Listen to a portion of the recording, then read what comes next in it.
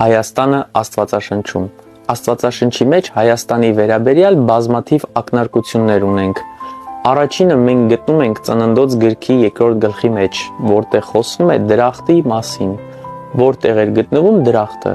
Դրախտը գտնվում էր Եդեմի պարտեզի մեջ։ Աստվածաշունչը հաստատում է, թե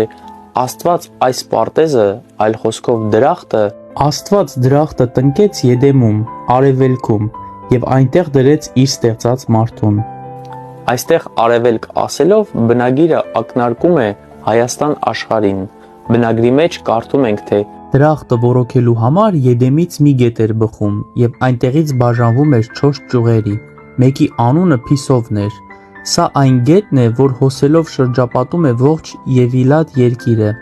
Այնտեղ, որտեղ ոսկին է, այդ երկրի ոսկին ընտիր է։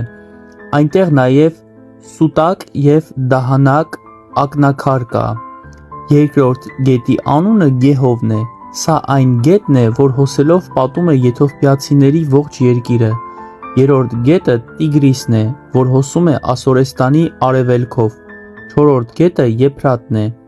Տերը Աստված վերցրեց իր ստեղծած մարդուն եւ դրեց բարօրության դրախտում, Եդենի պարտեզում, որպեսի մշակի եւ պահպանի այն։ Տիգրիս եւ Եփրատ գետերը ծանոթ են մեզ, իսկ ինչ վերաբերվում է Փիսոն եւ Գեհոն գետերին, դրանք կուռ եւ արաքս գետերն են։